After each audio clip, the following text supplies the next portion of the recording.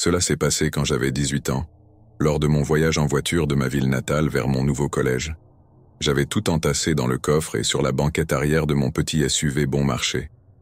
Non seulement c'était mon premier long trajet en voiture seul, mais c'était aussi la première fois que j'allais être loin de ma famille pendant une longue période, donc mes nerfs étaient naturellement à vif.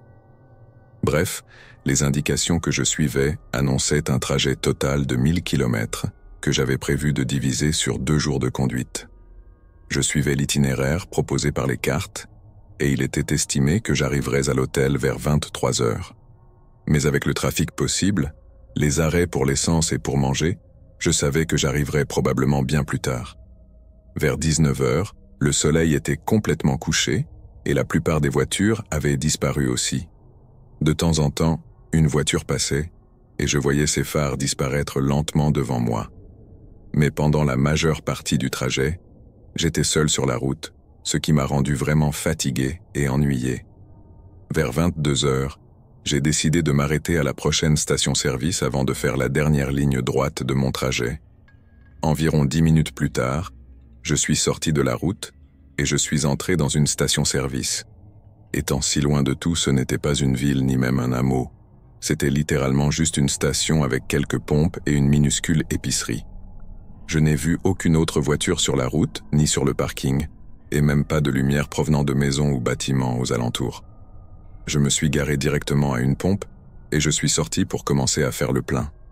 En regardant autour de moi, j'ai presque sursauté en voyant un homme qui s'approchait de moi. Par rapport à moi, il était bien plus âgé, probablement dans la cinquantaine si je devais deviner, et il avait vraiment l'air sans abri. Quoi qu'il en soit, être abordé ici, dans un endroit si isolé, n'était pas quelque chose auquel je m'attendais. Son petit sourire ne me rendait pas plus à l'aise. « Vous avez besoin de quelque chose ?» lui ai-je demandé, espérant qu'il n'allait pas s'approcher davantage. L'homme s'est arrêté à quelques mètres de ma voiture et a regardé autour de lui presque prudemment, avant de répondre « Prenez la sortie et retournez sur l'autoroute. » Je l'ai regardé, confus, sans être sûr de l'avoir bien compris.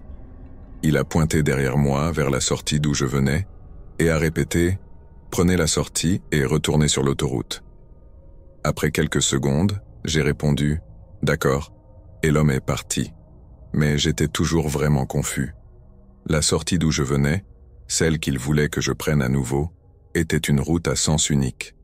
Donc, d'après sa logique, il voulait que je roule en sens inverse et que je fasse demi-tour pour revenir sur l'autoroute. Cela n'avait tout simplement aucun sens. J'ai jeté un coup d'œil à la route d'entrée, celle que j'étais censé prendre, et il n'y avait aucun signe de travaux ou quoi que ce soit qui la bloquait. Ça ressemblait juste à une rampe d'accès vide menant de nouveau à l'autoroute. Alors que je rangeais le tuyau de la pompe et montais dans ma voiture, j'ai jeté un coup d'œil à l'homme, qui était désormais assis contre le mur de l'épicerie. Plus j'y réfléchissais, plus cet homme me paraissait bizarre, assis là à dire des absurdités. Je me suis dit que c'était peut-être un piège ou quelque chose du genre. J'ai donc suivi mon instinct et j'ai quitté la station pour me diriger vers l'entrée de l'autoroute. En m'engageant sur l'autoroute, je me suis rendu compte que quasiment tous les lampadaires étaient éteints. J'ai ralenti, pensant que c'était peut-être une zone de travaux ou quelque chose du genre. Je gardais les yeux fixés sur la route juste devant moi, en restant vigilant. Mais alors que je traversais cette route sans éclairage, j'ai à peine distingué la silhouette d'une personne sur ma gauche, avant qu'un pick-up surgisse de nulle part et s'arrête juste devant ma voiture.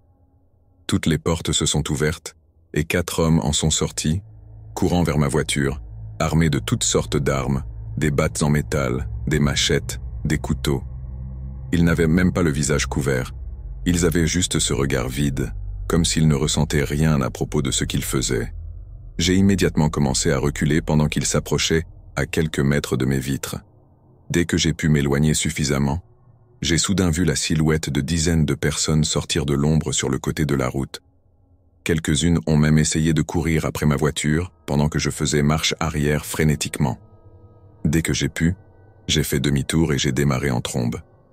J'ai appelé le 911 une fois que je me suis senti en sécurité, mais pour une raison quelconque, je n'ai jamais reçu de rappel, aucune mise à jour, presque comme s'ils n'avaient même pas vérifié l'incident. Ironiquement, c'est le vieux type bizarre de la station-service qui a tenté de m'empêcher de me retrouver au milieu de cette embuscade, ou du moins c'est ce que j'imagine qu'il essayait de faire. Quoi qu'il en soit, j'ai eu énormément de chance de m'en sortir vivant, car je n'ai toujours aucune idée de ce que c'était, ni de ce qu'ils avaient prévu de faire. C'était un vendredi typique après mes cours à l'université, et je passais la soirée à faire des livraisons pour Uber Eats. C'était ma routine habituelle, travailler les week-ends pour m'aider à payer mes frais de vie sur le campus.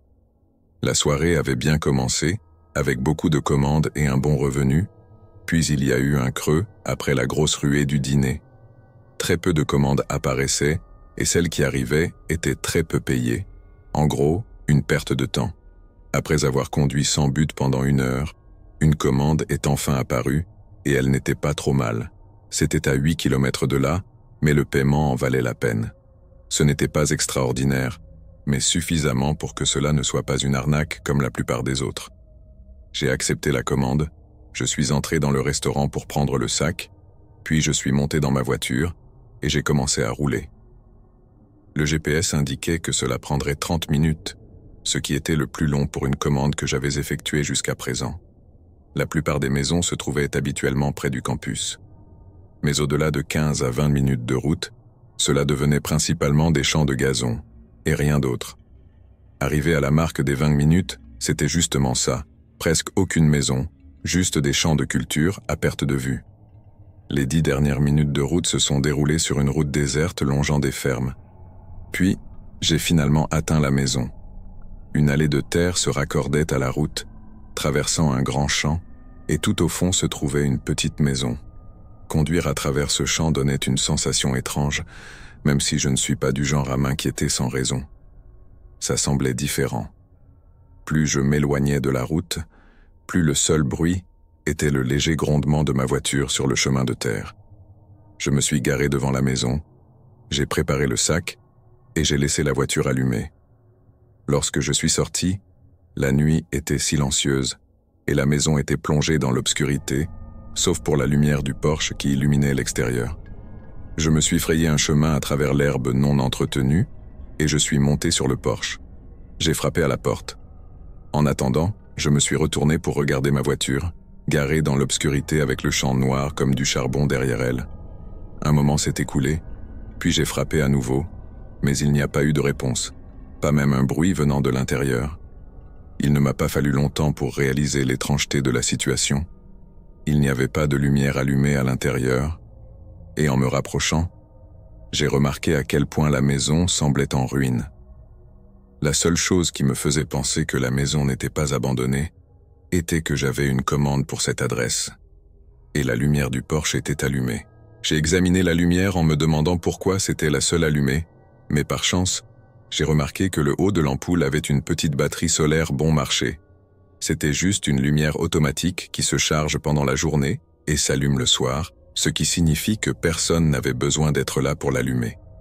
Alors que j'assemblais ces éléments dans ma tête, j'ai entendu un bruit derrière moi. Je me suis retourné et j'ai vu une voiture qui roulait sur le chemin de terre juste derrière ma voiture. Je me suis figé, fixant les phares, jusqu'à ce qu'un homme en sorte. Depuis le porche, j'ai crié pour lui demander si c'était sa commande, mais il n'a pas répondu. Il est simplement resté debout à côté de sa voiture, sans bouger ni parler. Une montée d'adrénaline m'a envahi alors que je réalisais à quel point la situation était probablement dangereuse. Le silence de la nuit me rappelait qu'il n'y avait personne autour pour m'aider. J'étais coincé au milieu d'un champ, entre une maison vide et un étranger. Dans un élan de réaction instinctive, j'ai lâché le sac et j'ai couru hors du porche, m'enfuyant derrière la maison, directement dans le champ de blé. Je me suis retourné et j'ai vu l'homme qui se lançait à ma poursuite. Paniqué, j'ai continué à courir. Plus je m'enfonçais dans le champ, plus l'herbe devenait épaisse et haute, jusqu'à ce qu'elle bloque complètement ma vue. À ce moment-là, je savais qu'il n'avait aucune chance de me suivre. J'ai ralenti, reprenant mon souffle, et j'ai continué à me faufiler à travers les cultures, essayant de rester silencieux au cas où l'homme me cherchait encore. Finalement, je suis arrivé dans le jardin de quelqu'un d'autre et de là, j'ai pu atteindre une route où j'avais suffisamment de réseau pour appeler à l'aide. La police est venue me chercher et est allée vérifier ma voiture. Mais évidemment, l'homme avait disparu. Ce qui m'a surpris, c'est que ma voiture n'avait pas été vandalisée et le sac de nourriture était toujours sur le porche de la maison abandonnée. Cela ne pouvait signifier qu'une chose. L'homme avait probablement d'autres intentions, bien plus sinistres que de me voler. Les meilleurs moments de ma vie ont été à l'université, à l'époque où tout était nouveau, et il semblait que le monde était grand ouvert, attendant que j'en tire tout ce que je voulais. Il était environ 2010 et les smartphones étaient partout. Les réseaux sociaux n'étaient plus seulement une distraction, c'était le moyen de rester au courant, en particulier Snapchat. Si vous n'y étiez pas, vous manquiez quelque chose. Fêtes, rencontres, potins, bagarres. Snapchat a capturé tout ce qui se passait d'important autour de nous et s'est déplacé rapidement. Au début, j'avoue que je n'étais pas vraiment intéressé. Je préférais les conversations en face à face, les vraies interactions. Mais bon, tout le monde le faisait et si vous ne l'aviez pas fait, vous auriez aussi bien pu être invisible. Rester à jour sur le campus n'était possible que grâce à ces applications. C'est comme ça que j'ai rencontré Bobby. Je ne sais pas encore pourquoi, mais j'étais juste attiré par elle. Peut-être était-ce parce qu'elle avait l'air d'avoir tout compris, ou peut-être était-ce la façon dont elle riait des choses les plus ridicules en classe.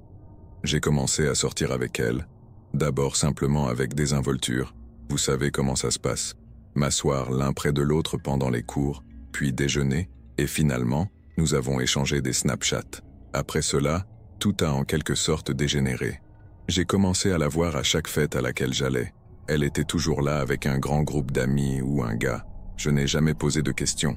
Je suis juste resté dans cette zone d'amis comme si c'était mon filet de sécurité. Puis quelque chose a changé lorsque j'ai commencé à penser qu'il pourrait y avoir plus que ça. Un soir, j'ai eu le courage de lui demander de sortir avec moi. Ce n'était pas grave. Juste quelque chose de décontracté, vous savez, un verre, peut-être un film après. Mais Bobby, mec, elle m'a juste lancé ce regard bizarre, comme si elle était partagée entre rire et avoir pitié de moi. Elle m'a dit qu'elle n'était pas prête, qu'elle venait juste de sortir de quelque chose et qu'elle n'avait pas en elle le courage de commencer quelque chose de nouveau maintenant. J'ai fait comme si ça me convenait, comme si ça ne piquait pas du tout, et je ne lui ai pas laissé voir la déception sur mon visage. Après cela, j'ai reculé, j'ai arrêté d'assister à toutes ces fêtes et je n'ai pas essayé aussi fort de m'asseoir à côté d'elle en classe. Ce n'est pas que j'étais vraiment amer ou quoi que ce soit, ça me semblait inutile après tout ça. Après quelques semaines, j'ai à peine vu Bobby. Et quand je l'ai fait, elle était en désordre. Je veux dire, toujours avec la gueule de bois, ou pire. Je n'arrivais pas à comprendre ce qui lui arrivait, mais elle m'évitait aussi, donc je n'avais pas vraiment l'impression que c'était à moi de lui demander. Mais un jour, elle m'a confronté, m'a surpris entre les cours, m'a dit que j'avais agi bizarrement et m'a demandé pourquoi je ne venais plus. Je lui ai dit que ce n'était pas comme ça.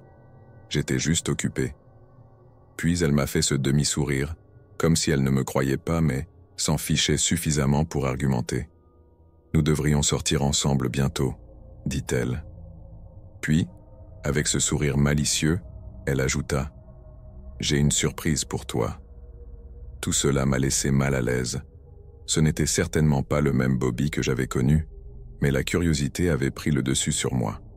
Nous nous sommes à nouveau connectés sur Snapchat, comme au bon vieux temps. Elle m'a invité à une fête. Elle m'a envoyé une photo juste après que nous ayons fait des plans, une photo miroir d'elle en sous-vêtements. Rien de très révélateur, mais suffisamment pour faire battre mon cœur, mon esprit se demandant où les choses allaient. Ce vendredi-là, alors que je suis allé la chercher à son dortoir, j'ai frappé à la porte et j'entendais déjà de la musique à l'intérieur. Lorsque Bobby a ouvert la porte, elle était en plein mode d'avant-match. Sa chambre sentait un mélange de bière rassie et de quelque chose de sucré, peut-être à cause de la vape qu'elle avait à la main. Elle m'a accueilli avec ce sourire ivre et un câlin bâclé. Nous sommes restés assis dans sa chambre pendant un moment, avons bu quelques bières et avons même bu un verre de vodka. Bobby semblait être à un autre niveau ce soir-là, bien plus sauvage que d'habitude. J'espérais qu'elle ne s'évanouirait pas bientôt, mais je n'en étais pas si sûr. Après un moment, j'ai suggéré que nous partions avant qu'il ne soit trop tard. Elle a accepté, même si elle vacillait déjà lorsque nous sommes arrivés à ma voiture. Le trajet n'était pas si loin, à seulement quelques kilomètres de la fête elle-même, mais Bobby continuait de sortir une flasque dans son sac à main et de prendre des gorgées. À mi-chemin, elle a sorti une pilule de nulle part. J'avais envie de dire quelque chose, de lui dire de ralentir, mais je ne l'ai pas fait, et j'aurais dû. Quand nous sommes arrivés à la maison, ce n'était pas la foule habituelle. Bobby m'avait dit que certains de ses amis de travail organisaient la fête, et je n'avais certainement pas reconnu la plupart des gens présents. Il y avait quelques visages familiers du campus, mais le reste semblait être ses collègues de travail, des gens de restaurant à ce qu'on entendait. Ils étaient d'une race différente, bruyants, déjà ivres, et tout simplement super tapageurs. J'ai essayé d'en tirer le meilleur parti, j'ai pris un verre et j'ai traîné dans un coin, j'ai juste regardé Bobby tourner en spirale. Elle était hors de contrôle, titubant dans la maison, à peine capable d'enchaîner des phrases. À un moment donné, elle a commencé à m'appeler par le nom d'un autre homme, son ex, je pensais en quelque sorte. Plus j'essayais de l'aider, plus elle me repoussait, criant et riant comme si c'était une sorte de grosse blague. Les invités à la fête ne semblaient pas vraiment s'en soucier. En fait, certains d'entre eux semblaient apprécier de la voir se défaire. C'était presque comme un jeu pour eux, et j'étais l'intrus. Je savais qu'il était temps de partir, mais faire partir Bobby était un véritable cauchemar. Elle ne voulait pas y aller. Elle ne voulait pas quitter cette fête, ne voulait pas être avec moi, et n'arrêtait pas de m'appeler par le nom de son ex. Il a fallu presque 1 heure pour la convaincre, mais finalement je l'ai remontée dans ma voiture, je l'ai attachée sur le siège passager, et nous étions enfin en route. C'est à ce moment-là que les choses sont allées de mal en pis. À la seconde où nous sommes sortis de l'allée, Bobby commence à perdre la tête. Elle me frappait, pas fort, mais suffisamment pour me déstabiliser, sa voix brouillée alors qu'elle me criait dessus, me demandant où nous allions, exigeant que je la reprenne. J'ai essayé de rester calme. Je lui ai dit que nous retournions à son dortoir, mais elle n'écoutait pas. Elle n'arrêtait pas de crier et de me frapper, ses poings se touchant sur mon épaule, mon bras et même le côté de ma tête. « Où m'emmènes-tu » cria-t-elle, sa voix atteignant un ton qui fit bourdonner mes oreilles. « À la maison, Bobby » dis-je en serrant les dents, essayant de maintenir la voiture stable.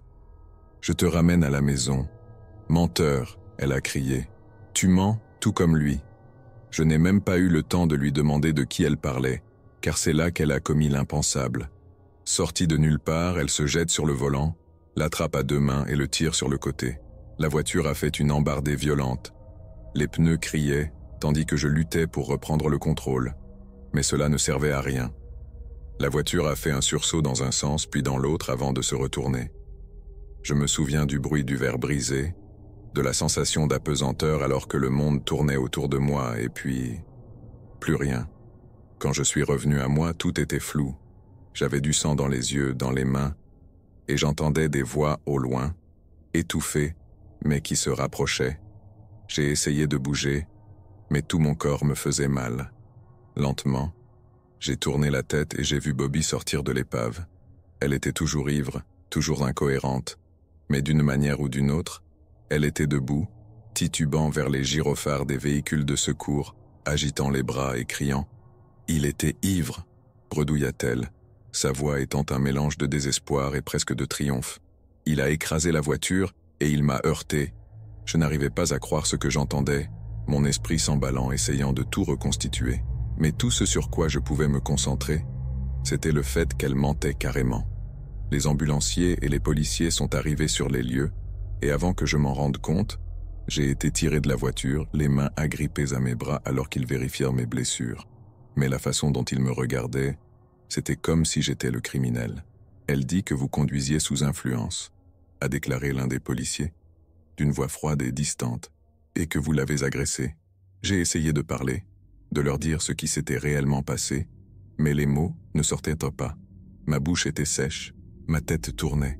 Tout ce à quoi je pensais, c'était « Comment cela se passe-t-il » Pendant les 45 minutes suivantes, je me suis retrouvé piégé dans un cauchemar. Question après question, accusation après accusation. Personne ne m'a cru, et je suppose que pourquoi le ferait-il? Bobby jouait parfaitement le rôle de la victime, toujours ivre, mais suffisamment convaincant. Ce n'est que lorsqu'ils ont fouillé son sac à main et trouvé ce flacon de pilule que les choses ont commencé à changer légèrement. Finalement, après ce qui m'a semblé une éternité, ils m'ont laissé partir. Les accusations ont été abandonnées et Bobby, eh bien, je ne l'ai plus jamais revu après ça. Je l'ai bloqué sur tous les réseaux sociaux. J'ai coupé les ponts avec tous ceux qui la connaissaient. Ma voiture a été détruite, l'assurance payée, et ça aurait dû être la fin, juste un mauvais souvenir que je pourrais repousser, non? Mais parfois, j'ai toujours l'impression que je ne suis pas seul, comme si quelqu'un me surveillait via mon téléphone. Et de temps en temps, je reçois une notification Snapchat d'un nom que je ne reconnais pas. Je ne l'ouvre jamais. Je ressens encore parfois le bleu sous mon œil droit, une douleur sourde qui va et vient lorsque le temps change. Cela fait des années depuis cette nuit, mais je ne l'oublierai jamais, ni la façon dont tout est devenu incontrôlable à cause d'une application stupide. Cela a commencé si innocemment, comme n'importe quelle autre nuit. J'avais un jour de congé, ce qui signifiait que je n'avais pas à m'occuper du travail au cinéma. Alors, quand Brice m'a envoyé un texto à propos d'une fête, j'ai sauté sur l'occasion. J'en avais entendu parler par quelques amis sur Snapchat, lors d'une soirée universitaire aléatoire, dans un de ces endroits où vous n'aviez pas vraiment besoin d'invitation. Juste assez d'argent pour l'essence et peut-être un paquet de bières si vous vouliez en montrer. Classe. Brice, Lane et moi étions prêts à nous défouler. Alors nous nous sommes entassés dans la vieille Civic de Brice et sommes partis.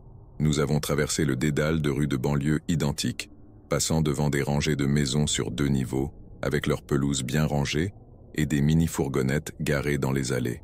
Et puis, comme par magie, nous l'avons trouvée, la maison qui débordait de monde et de musique. On pouvait entendre les basses de la voiture, faire vibrer les vitres pendant que nous roulions. Il y avait des groupes d'étudiants qui se déversaient dans la cour, un verre à la main, riant et criant au rythme de la musique. C'était le genre d'endroit dont on rêve quand on est coincé dans une conférence ennuyeuse, en comptant les minutes jusqu'à l'arrivée du week-end. Nous avons trouvé une place de parking avec un peu de chance où personne ne nous donnerait de ticket, puis nous sommes entrés. La porte n'était même pas verrouillée. Elle s'est ouverte à mesure que nous approchions, presque comme si la maison elle-même nous accueillait dans le chaos. L'endroit était bondé, des corps se déplacèrent dans les couloirs, certains regroupés dans le salon, où un groupe jouait à des jeux à boire. D'autres se balançaient au son de la musique qui résonnait d'un haut-parleur que je ne pouvais pas voir. Quelqu'un m'a mis un gobelet en plastique rouge dans la main. Je n'ai même pas eu le temps de demander ce que c'était. De la bière, du whisky, du rhum, peu importe. J'étais ici pour passer un bon moment.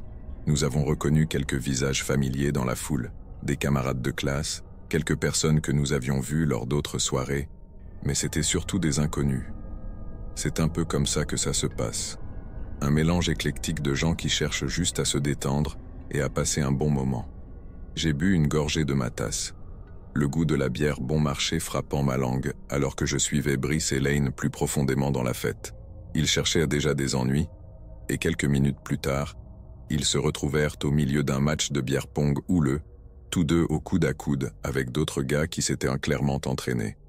Je me tenais à l'écart, les encourageant et riant à chaque fois que Lane essayait de distraire l'autre équipe avec un mouvement de danse ridicule. C'était vraiment amusant, le genre de soirée insouciante que j'avais attendue avec impatience toute la semaine. À un moment donné, ma tasse s'est asséchée et j'ai décidé de retourner au fût pour faire le plein. Je me suis frayé un chemin à travers la foule, me faufilant entre les gens dans divers états d'ivresse en essayant de ne pas renverser le peu qui restait dans ma tasse, et c'est à ce moment-là que cela s'est produit. Elle m'a bousculé. Elle était ivre, mais pas du genre « je ne supporte pas ». Non, elle était juste un peu lâche. Son bras s'est glissé autour du mien comme si nous étions de vieux amis, comme si c'était presque la chose la plus naturelle au monde. Son corps se pressait contre le mien alors que nous dansions à moitié marchions vers le fût, son rire résonnant dans mes oreilles.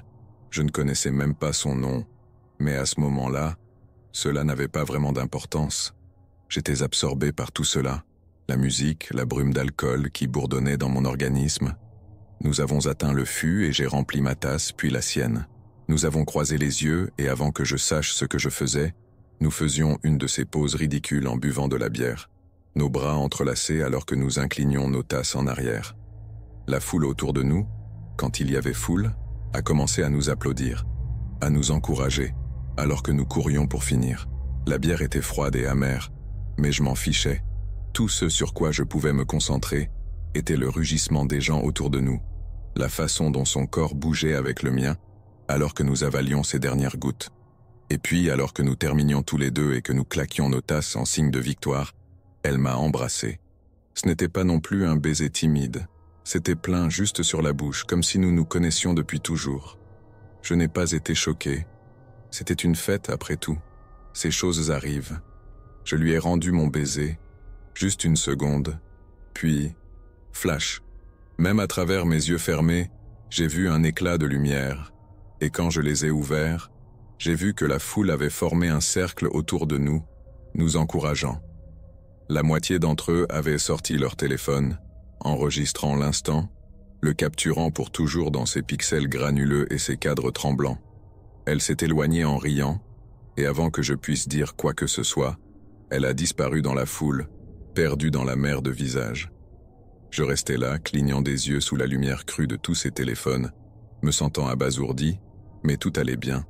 Tout cela faisait juste partie de la nuit. J'ai fini mon verre et je l'ai haussé les épaules, retournant à Bryce et Lane.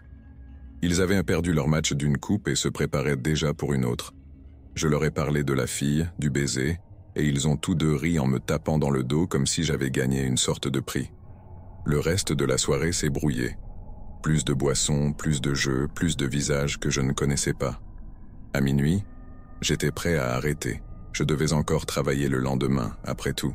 La dernière chose dont j'avais besoin, c'était d'avoir la gueule de bois au théâtre. Brice et Lane étaient dans le même bateau. Alors nous avons bu une bière de plus et sommes tous partis. Je ne me souviens pas vraiment de grand-chose du retour, juste du bourdonnement du moteur de la voiture et du battement sourd d'un mal de tête croissant. Brice m'a déposé à mon dortoir et je me suis laissé entrer, m'effondrant sur mon lit sans même prendre la peine de me changer. J'étais dehors en quelques minutes. Le lendemain matin, je me suis réveillé au son de mon téléphone qui bourdonnait. Groggy, je me suis retourné et je l'ai attrapé, plissant les yeux vers l'écran lumineux. Il y a eu une notification Snapchat. Quelqu'un m'avait ajouté « Spring Rose 19 ». Je fronçai les sourcils, essayant de me rappeler si j'avais donné mon nom d'utilisateur à quelqu'un la veille. Puis ça m'a frappé, la fille. Celui de la fête. Elle a dû demander autour de moi et avoir obtenu mon nom de quelqu'un là-bas. Ce n'était pas bizarre, non? Les gens faisaient ça tout le temps. J'ai haussé les épaules et j'ai ouvert mon message. « Tu t'es bien amusé hier soir ?» Il a lu. J'ai souri, toujours à moitié endormi, et j'ai répondu « Ouais, je l'ai fait. J'espère que vous l'avez fait aussi. » J'ai jeté mon téléphone de côté et me suis préparé pour le travail, enfilant mon uniforme pour le théâtre. Ce n'est que lorsque je me brossais les dents que j'entendis à nouveau le bourdonnement. Un autre message. Je l'ai vérifié. Cette fois, une photo. C'était une photo de nous, au fût, enfermés dans cette stupide pose en buvant de la bière, juste avant le baiser. Je n'y ai pas beaucoup réfléchi. Les gens prenaient des photos tout le temps lors des fêtes. Quelqu'un a dû le lui envoyer. J'ai renvoyé un message rapide. « Belle photo. Au fait, quel est ton nom ?»« Rose, » répondit-elle. Bien sûr que ça l'était. J'ai fini de me préparer et je suis parti, mon téléphone sonnant périodiquement avec de nouveaux messages de Rose, alors que je me rendais au travail. Je me suis retrouvé à répondre sans vraiment réfléchir. Il semblait facile de lui parler. Les cours, mon travail. Je lui ai dit que j'étais étudiant, que je travaillais au théâtre et que j'y serais toute la journée. Au moment où je suis arrivé, j'avais l'impression de la connaître. Ou du moins, je me sentais suffisamment à l'aise pour ne pas me soucier de partager de petits détails sur moi-même. C'est drôle à quelle vitesse on a l'impression de pouvoir se connecter à quelqu'un via un écran. La journée s'éternisait, avec la monotonie habituelle de distribuer du pop-corn et de déchirer des tickets. Ce n'est que vers midi que les choses sont devenues bizarres. Je travaillais au stand de concession, m'occupant de mes propres affaires quand un gars s'est dirigé vers le comptoir. Il était plus âgé, probablement dans la trentaine, avec des cheveux gras et une veste délavée qui semblait n'avoir pas été lavée depuis des semaines. Il n'a rien commandé, il est resté là à regarder. « Hé, je peux t'aider ?» ai-je demandé en me forçant à sourire. « Vous êtes mon nom, n'est-ce pas ?» Mon sourire s'est effondré. Ouais, je vous connais ?» Il n'a pas répondu. Il a juste continué à me fixer, ses yeux s'agitant de haut en bas comme s'il me jaugeait. J'ai senti un frisson parcourir ma colonne vertébrale. Quelque chose n'allait pas chez lui, quelque chose sur lequel je n'arrivais pas vraiment à mettre le doigt. « Toi, tu vas dans mon université, n'est-ce pas ?» il a demandé. J'ai hoché la tête. « Ouais, est-ce que tu ?» Il ne répondit plus. Au lieu de cela, il se pencha plus près, posant ses mains sur le comptoir. « Comment va Rose ?» Mon sang s'est transformé en glace. Comment diable ce type savait-il pour elle? J'ai ouvert la bouche pour dire quelque chose, mais les mots ne sont jamais venus. Tout cela était bizarre. Avant que je puisse réagir, il m'a fait ce sourire lent et troublant, puis s'est éloigné, disparaissant dans la foule. Je suis resté là un moment, essayant de comprendre ce qui venait de se passer. Peut-être que c'était juste un gars de la fête, quelqu'un qui m'avait vu avec Rose. Peut-être que ce n'est rien. Mais la façon dont il a prononcé son nom, la façon dont il m'a regardé, je m'en suis débarrassé. J'ai terminé mon quart de travail, puis je me suis dirigé vers le parking. C'est à ce moment-là que je l'ai vu. Là, griffonné sur mon pare-brise avec du rouge à lèvres rouge vif, il y avait 2 mots. « Vous êtes le prochain ». Je restais figé sur place, regardant ces mots inscrits sur mon pare-brise. « Tu es le prochain ». Les lettres étaient bâclées, presque précipitées, mais le message était sans équivoque. Une montée d'adrénaline m'a traversé alors que je scrutais le parking, mes yeux parcourant les rangées de voitures garées. Il faisait grand jour, mais soudain tout semblait plus sombre, plus oppressant. J'ai cherché mon téléphone, la main tremblante, le pouce glissé sur l'écran alors que j'ouvrais le fil de discussion avec Rose. Qui diable est ce type? Quel type? Ne faites pas l'idiot. Le gars de tout à l'heure, il est au courant pour toi. Sa réponse est venue presque instantanément. Ne vous inquiétez pas pour ça. Montez simplement dans votre voiture et partez. La désinvolture de sa réponse m'a fait frissonner. Comment savait-elle que j'étais près de ma voiture? Ma tête tournait. Quelque chose n'allait pas. Je devais sortir de là rapidement. J'ai mis mon téléphone dans ma poche, puis je suis retourné vers ma voiture. Et c'est à ce moment-là que je l'ai vu. De l'autre côté du parking, debout entre 2 voitures, se trouvait le même type aux cheveux gras du stand de concession. Il était beaucoup plus proche maintenant, me regardant avec ses mêmes yeux prédateurs. Ses mains étaient enfoncées dans les poches de cette veste sale. Il fit un pas en avant, ses mouvements lents et délibérés, comme s'il avait tout le temps du monde. J'ai rapidement déverrouillé la voiture, le cœur battant, juste au moment où j'attrapais la poignée, une voix m'a arrêté.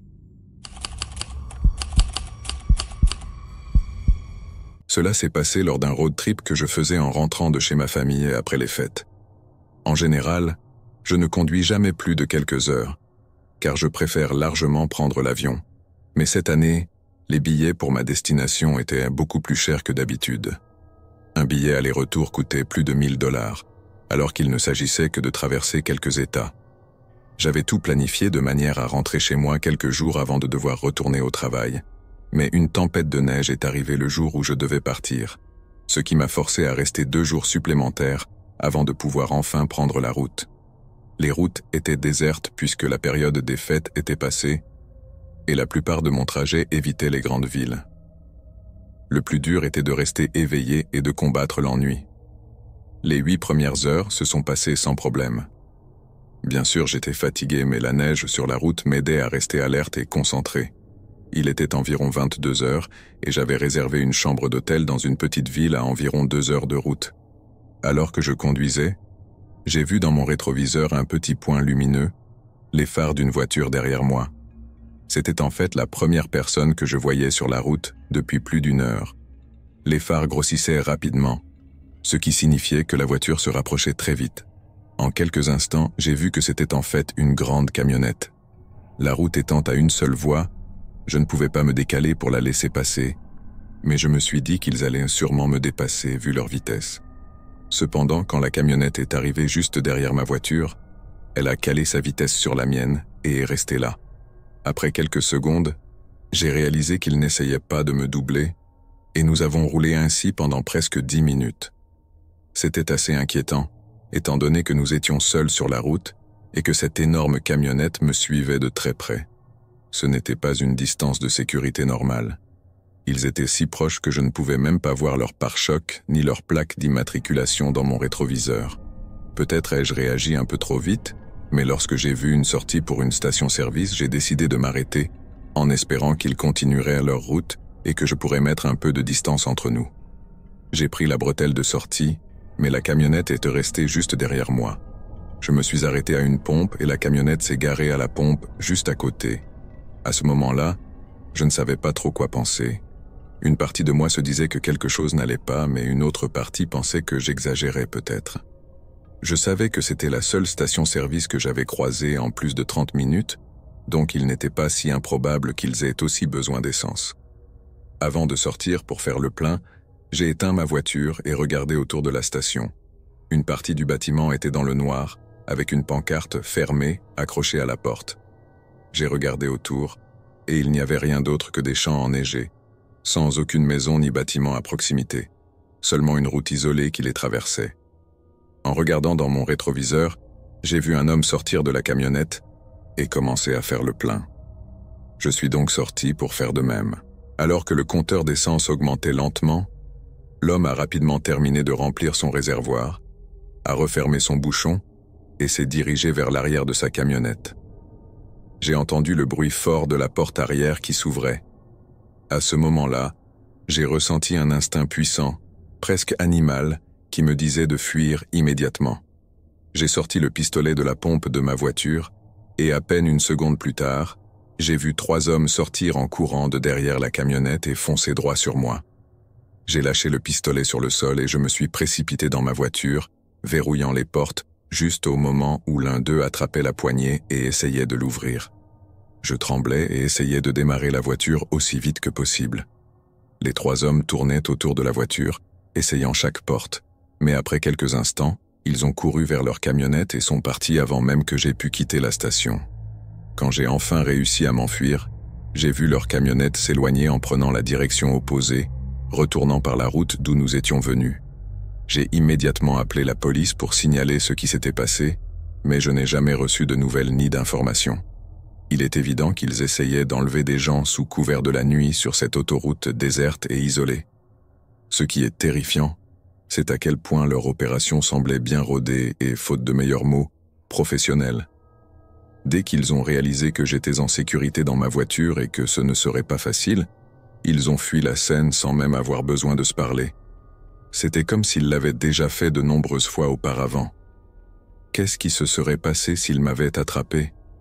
Je ne sais pas, mais je supplie tout le monde d'apprendre de mes erreurs, car vous n'aurez peut-être pas autant de chance que moi. J'étais un de ces enfants qui ne pouvaient tout simplement pas abandonner la rue, même après la fin de leurs études secondaires. La dernière année m'avait donné un avant-goût de cette vie. Les fêtes, la petite délinquance, un peu d'herbe ici et là. Ce n'était pas grand-chose, mais c'était suffisant pour devenir accro. J'ai emménagé dans une location avec quelques amis juste après l'obtention de mon diplôme. Nous avons parcouru nos emplois à temps partiel, comme si de rien n'était. Nous en sortions à peine, mais nous ne nous en soucions pas vraiment. La plupart de notre temps et de notre énergie étaient consacrés à la planification des week-ends, fêtes, boissons alcoolisées ou tout ce qui nous tombait sous la main. La maison est devenue un refuge pour les personnes épuisées par le burn-out, les enfants qui n'avaient nulle part où aller, pour venir se cacher de leurs parents et du monde.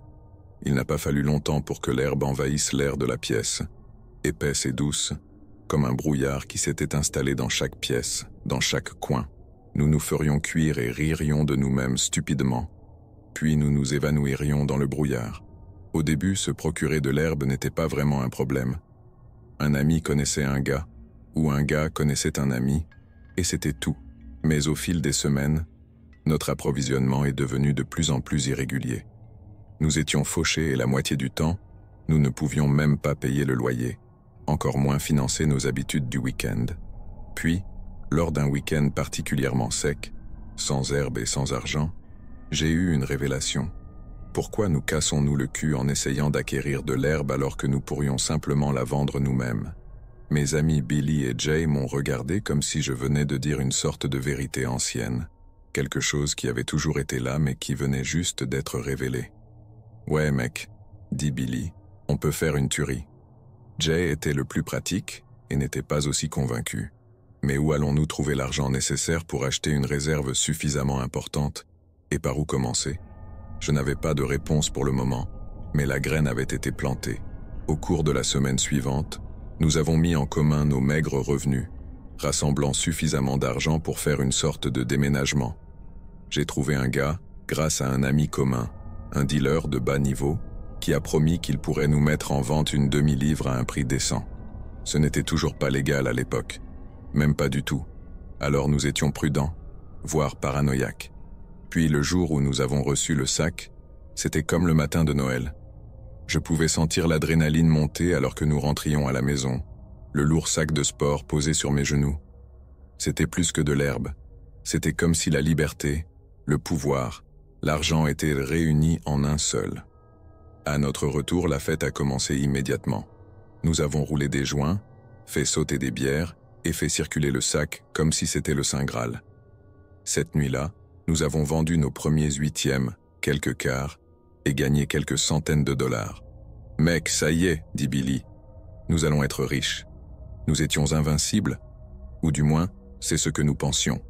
Nous avons immédiatement commencé à planifier le transport de plus grandes quantités, à nous développer et à introduire d'autres médicaments. Mais ce n'était que des paroles.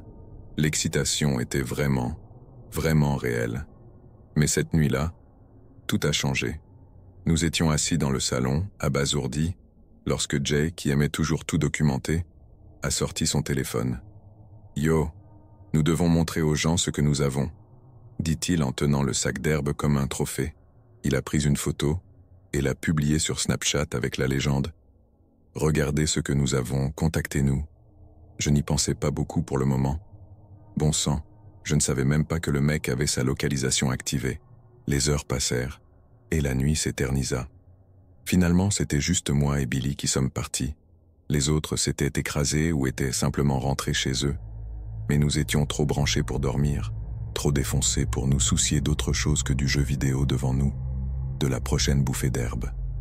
C'était presque comme si nous étions revenus à notre niveau inférieur. Les jeux vidéo et la drogue, c'était vraiment tout ce que nous voulions, et c'était vraiment tout ce que nous avions. Puis vint un coup.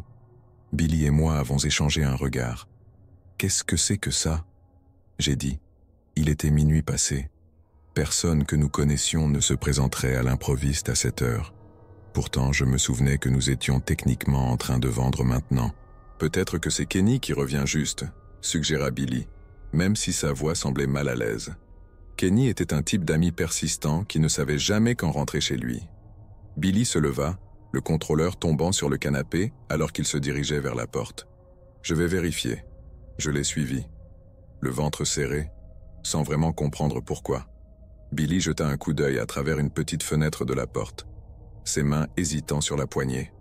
Pour une raison quelconque, j'étais en état d'alerte, probablement à cause de l'heure et du fait que nous avions toutes nos économies sous la forme d'un énorme sac d'herbe à l'intérieur de la maison. « Il y a un gars là-bas » m'a-t-il murmuré. « Quoi ? OMS ? Je ne sais pas, mec. Il demande si nous avons de l'herbe. » J'ai froncé les sourcils. Personne en dehors de notre cercle n'aurait dû savoir que nous tenions. Mon cœur a commencé à battre. « Dites-lui simplement que nous sommes sortis », dis-je rapidement. Billy hocha la tête et entr'ouvrit la porte, juste assez pour pouvoir parler. « Désolé mec, nous sommes tous sortis, réessayez demain. » Il s'apprêtait à fermer la porte, mais le type à l'extérieur lui barra le passage avec son pied et l'ouvrit. La force a déséquilibré Billy, et avant même que je puisse réagir, le gars était à l'intérieur, couteau à la main. « Ne bouge pas », grogna l'homme. Il était grand, vêtu d'un sweat à capuche sombre et d'un jean, le visage obscurci par les ombres de la lumière du porche. Il repoussa Billy, le projetant contre le mur, brandissant à nouveau le couteau. « Où est l'herbe ?»« Mec, détends-toi » balbutia Billy, les mains levées en signe de reddition. Je restais figé, l'esprit en pleine course. Avant même de pouvoir penser à courir ou à me battre, j'ai vu un mouvement du coin de l'œil. Je me suis retourné juste à temps pour voir deux autres types faire irruption par la porte arrière, leurs pas lourds alors qu'ils faisaient irruption à l'intérieur de la maison. La panique m'a frappé et j'ai commencé à transpirer. « Gamelle !» J'ai crié mais c'était trop tard.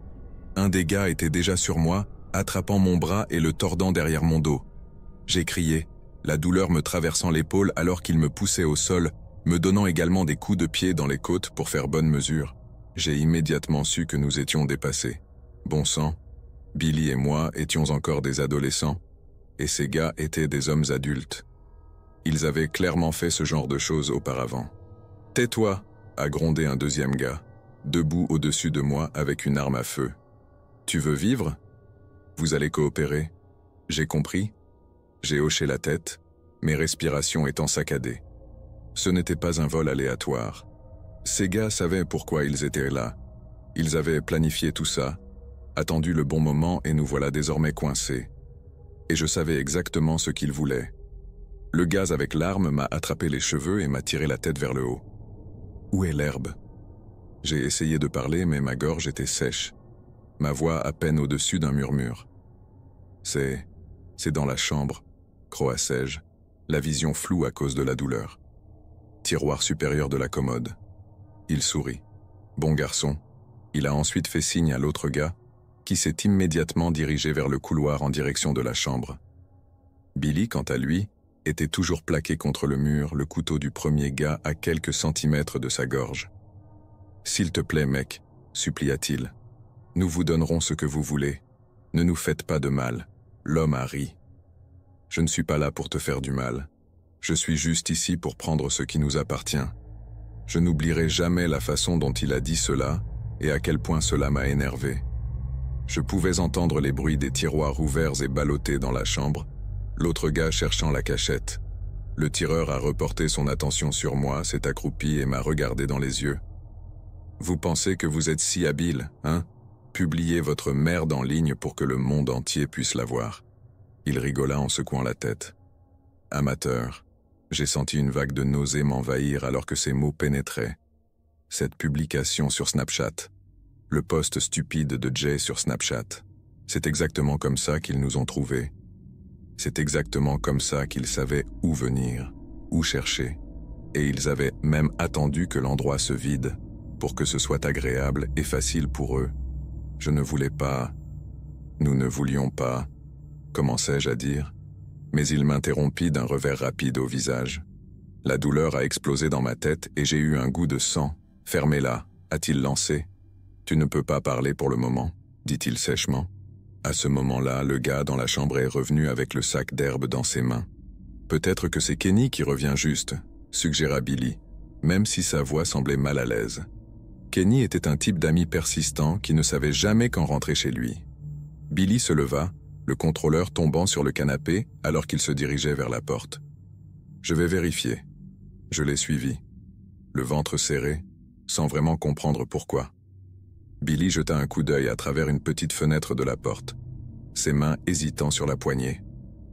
Pour une raison quelconque, j'étais en état d'alerte, probablement à cause de l'heure et du fait que nous avions toutes nos économies sous la forme d'un énorme sac d'herbe à l'intérieur de la maison. « Il y a un gars là-bas » m'a-t-il murmuré. « Quoi ? OMS ? Je ne sais pas, mec. Il demande si nous avons de l'herbe. » J'ai froncé les sourcils. Personne en dehors de notre cercle n'aurait dû savoir que nous tenions. Mon cœur a commencé à battre. « Dites-lui simplement que nous sommes sortis » dis-je rapidement. Billy hocha la tête et entr'ouvrit la porte, juste assez pour pouvoir parler. « Désolé mec, nous sommes tous sortis, réessayez demain. » Il s'apprêtait à fermer la porte, mais le type à l'extérieur lui barra le passage avec son pied et l'ouvrit. La force a déséquilibré Billy, et avant même que je puisse réagir, le gars était à l'intérieur, couteau à la main. « Ne bouge pas » grogna l'homme. Il était grand, vêtu d'un sweat à capuche sombre et d'un jean, le visage obscurci par les ombres de la lumière du porche. Il repoussa Billy, le projetant contre le mur, brandissant à nouveau le couteau. « Où est l'herbe ?»« Mec, détends-toi » balbutia Billy, les mains levées en signe de reddition. Je restais figé, l'esprit en pleine course. Avant même de pouvoir penser à courir ou à me battre, j'ai vu un mouvement du coin de l'œil. Je me suis retourné juste à temps pour voir deux autres types faire irruption par la porte arrière, leurs pas lourds alors qu'ils faisaient irruption à l'intérieur de la maison. La panique m'a frappé et j'ai commencé à transpirer. « Gamelle !» J'ai crié mais c'était trop tard. Un des gars était déjà sur moi, attrapant mon bras et le tordant derrière mon dos. J'ai crié la douleur me traversant l'épaule alors qu'il me poussait au sol, me donnant également des coups de pied dans les côtes pour faire bonne mesure. J'ai immédiatement su que nous étions dépassés. Bon sang, Billy et moi étions encore des adolescents, et ces gars étaient des hommes adultes. Ils avaient clairement fait ce genre de choses auparavant. « Tais-toi » a grondé un deuxième gars, debout au-dessus de moi avec une arme à feu. « Tu veux vivre ? Vous allez coopérer ?» J'ai compris, j'ai hoché la tête, mes respirations étant saccadées. Ce n'était pas un vol aléatoire. Ces gars savaient pourquoi ils étaient là. Ils avaient planifié tout ça, attendu le bon moment et nous voilà désormais coincés. Et je savais exactement ce qu'ils voulaient. Le gaz avec l'arme m'a attrapé les cheveux et m'a tiré la tête vers le haut. Où est l'herbe ? J'ai essayé de parler mais ma gorge était sèche. Ma voix à peine au-dessus d'un murmure. C'est dans la chambre, croassai-je, la vision floue à cause de la douleur. Tiroir supérieur de la commode. Il sourit. Bon garçon. Il a ensuite fait signe à l'autre gars, qui s'est immédiatement dirigé vers le couloir en direction de la chambre. Billy, quant à lui, était toujours plaqué contre le mur, le couteau du premier gars à quelques centimètres de sa gorge. « S'il te plaît, mec, » supplia-t-il. « Nous vous donnerons ce que vous voulez. Ne nous faites pas de mal. » L'homme a ri. « Je ne suis pas là pour te faire du mal. Je suis juste ici pour prendre ce qui nous appartient. » Je n'oublierai jamais la façon dont il a dit cela et à quel point cela m'a énervé. Je pouvais entendre les bruits des tiroirs ouverts et ballottés dans la chambre, l'autre gars cherchant la cachette. Le tireur a reporté son attention sur moi, s'est accroupi et m'a regardé dans les yeux. « Vous pensez que vous êtes si habile, hein ? Publiez votre merde en ligne pour que le monde entier puisse la voir. » Il rigola en secouant la tête. « Amateur. » J'ai senti une vague de nausée m'envahir alors que ces mots pénétraient. Cette publication sur Snapchat. Le post stupide de Jay sur Snapchat. C'est exactement comme ça qu'ils nous ont trouvés. C'est exactement comme ça qu'ils savaient où venir, où chercher. Et ils avaient même attendu que l'endroit se vide pour que ce soit agréable et facile pour eux. Je ne voulais pas... Nous ne voulions pas... Commençai-je à dire, mais il m'interrompit d'un revers rapide au visage. La douleur a explosé dans ma tête et j'ai eu un goût de sang. « Fermez-la » a-t-il lancé. « Tu ne peux pas parler pour le moment » dit-il sèchement. À ce moment-là, le gars dans la chambre est revenu avec le sac d'herbe dans ses mains. Mais au fond, je savais que ce n'était pas seulement de sa faute. Nous étions tous responsables. « Alors qu'est-ce qu'on fait maintenant ?» j'ai demandé. Billy a finalement arrêté de faire les 100 pas et m'a simplement regardé, son visage étant un mélange de colère et de peur. « Nous faisons simplement profil bas, » dit-il lentement, « et ne publions plus jamais quelque chose de pareil. » Ses paroles flottaient dans l'air comme une condamnation à mort. « Faites profil bas, comme si nous étions des criminels qui se cachèrent de quelque chose, ou de quelqu'un, de quelque chose de plus grand que nous. Et je suppose que nous l'étions. Je ne savais pas qui étaient ces gars ni pour qui ils travaillaient, mais je suppose que cela n'avait pas vraiment d'importance. Tout ce que je savais, c'est que nous avions de la chance d'être en vie. Au fur et à mesure que les heures avançaient, personne ne disait grand-chose. Nous avons nettoyé les dégâts et essuyé le sang, jeté tous les verres brisés de l'endroit où ce type avait renversé une lampe. C'était surréaliste, comme si nous nettoyions la scène de crime de quelqu'un d'autre. Mais ce n'était pas celui de quelqu'un d'autre, c'était le nôtre. À un moment donné, Jay s'est finalement réveillé. Il trébucha, haut comme l'enfer, complètement inconscient de ce qui s'était passé. Son sourire insouciant disparut au moment où il vit nos visages. « Qu'est-ce qui s'est passé ici ?» a-t-il demandé en regardant notre salon en désordre. « Vous continuez à faire la fête ou quoi ?» Billy se tourna immédiatement vers lui, l'attrapant par le col et le poussant contre le mur. « Espèce d'idiot !» cria-t-il. « Cette publication sur Snapchat, c'est comme ça qu'ils nous ont trouvés, Jay. Vous avez littéralement failli nous tuer tous les deux. » Les yeux de Jay s'écarquillèrent sous le choc, ses mains se levant instinctivement pour se protéger. « Wow, mec, je ne savais pas, je ne pensais pas. »« Exactement. Tu n'as pas réfléchi ?» cracha Billy en le poussant à nouveau. Jay recula en trébuchant, se frottant la gorge alors qu'il cherchait de l'air, mais il ne discuta pas. Il savait qu'il avait tort, c'était clair comme le jour, à en juger par la pièce. Et non seulement cet idiot nous avait causé des ennuis, mais il avait dormi pendant toute cette épreuve. Je me souviens de l'avoir détesté à ce moment-là. Je suis resté silencieux, regardant toute la scène se dérouler comme si j'étais hors de mon propre corps. C'était comme un rêve, ou, je suppose, un cauchemar, dont je ne pouvais pas me réveiller. « Sommes-nous en danger ?» demanda Jay après une longue pause. « Je veux dire, vont-ils revenir, ou... Je ne sais pas, dis-je doucement, les yeux toujours rivés sur le sol. Mais s'ils le font, nous devons être prêts au cas où. » Billy faisait toujours les 100 pas, toujours furieux. Nous devons déplacer le reste de la cachette, nous en débarrasser, le cacher, je m'en fiche, mais nous ne pouvons plus avoir de merde dans la maison. Jay hocha rapidement la tête. Ouais, je vais m'en occuper. Je suis désolé les gars, je ne pensais vraiment pas. Garde-le, claqua Billy, l'interrompant. Faites simplement ce que vous devez faire. Le reste de la nuit s'est déroulé dans le flou. Jay a pris l'herbe restante et l'a cachée ailleurs. Je pense dans la maison de sa grand-mère, pendant que Billy et moi restions assis dans le salon, surveillant la porte d'entrée comme des faucons. Chaque craquement et chaque rafale de vent dehors nous mettait sur les nerfs. Nos nerfs étaient irréparables. Je ne pouvais pas me détendre et je ne pouvais pas dormir. Je revenais sans cesse à ce moment où ce type m'a enfoncé un pistolet dans le dos et où l'autre gars a plaqué Billy contre le mur. La peur, l'impuissance, c'était étouffant. Nous surveillions avec une batte de baseball et une machette des trucs que nous trouvions dans les garages ou les ateliers de nos pères. Cela ne signifierait pas grand-chose s'ils avaient cette arme, mais je suppose que c'était quelque chose si nous parvenions à les devancer. Honnêtement, je pensais que nous pourrions les prendre.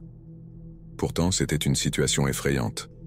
Au lever du soleil, l'épuisement était complètement installé, mais je n'arrivais toujours pas à dormir.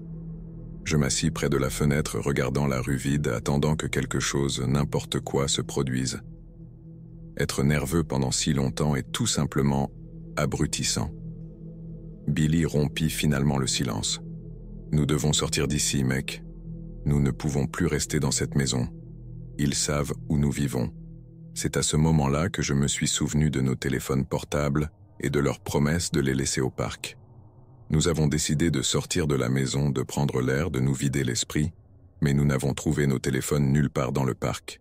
Billy a même renversé la poubelle juste pour voir s'il les avait laissés à l'intérieur de l'une d'entre elles. Juste un autre vol commis par les gars qui nous ont tués. « Ils en savent beaucoup sur nous, mec », a déclaré Billy. « Nous devons bouger. »« Ouais, tu as raison », j'acquiesçais. « Nous parlerons au propriétaire et trouverons une solution. » Mais même si j'étais d'accord avec lui, je savais qu'au fond, quitter cette maison ne serait toujours pas suffisant. Si ces gars nous trouvaient une fois, ils pourraient le refaire quand ils le voudraient. Nous n'étions plus en sécurité, pas n'importe où. Dans les jours qui ont suivi, nous avons gardé la tête baissée. Billy a fini par nous trouver un nouvel endroit quelques quartiers plus loin, quelque chose de bon marché et discret. Nous avons simplement déménagé dès que possible. Jay a cessé de venir autant. Il a en fait décidé de retourner vivre chez ses parents, la culpabilité et la peur planant sur lui comme un halo. Nous avons tous essayé d'oublier, de faire comme si cette nuit n'était jamais arrivée. Mais cela s'est produit, et cela a été le signal d'alarme pour reprendre ma vie en main, au moins un petit peu.